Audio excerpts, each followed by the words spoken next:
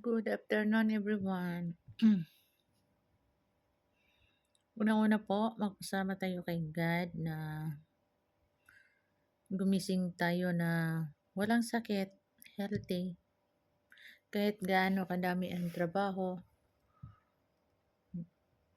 kinakaya sa, sa gabay ni God sa akin.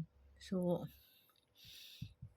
nagpasalamat ako na kay God na lagi siya na dito sa tabi ko. Kung wala siya, wala din ako. So, siya lang ang sandalan ko kung anong problema ko, wala ng iba po.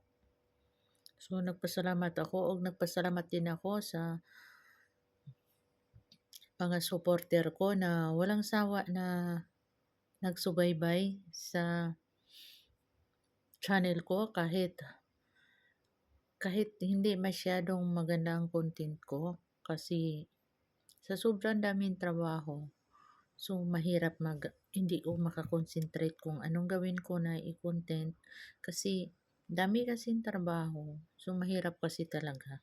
So, promise ko sa inyo kung mag-grow lang ang channel ko na tumulong ako sa kapwa ko na Pilipino na kagaya ko na mahirap din.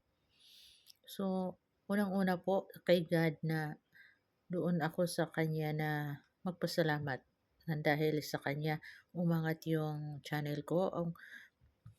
God, promise ko sa iyo kung mag-grow man ang channel ko. Pangako ko sa iyo, God, na tumutulong ako sa kapwa ko na Pilipino din. Yun ang goal ko sa pag-vlog ko, na makatulong ako. Masaya na ako na makatulong ako. Kahit hindi pa ako nagba-vlog, lagi na akong tumutulong sa mga kapwa ko. Nagpasalamat ako.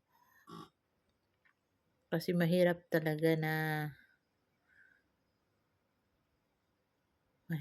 ang sitwasyon ko. So, hindi kasi kung ang sahod ko lang na yung asahan ko. Kasi may sasakyan din ako na hinuhulugan every month.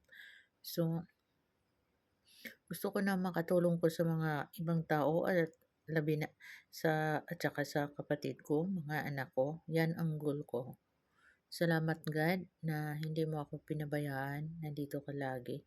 Sana Lord na ibigay tuloy-tuloy yung pagbigay mo sa akin. Pangako ko sa iyo kung madamot man ako, kahit kunin mo yung binigay mo sa akin. Pero 100% Lord na makatulong ako sa kapwa ko. Pangako ko sa iyo at saka sa mga viewers ko.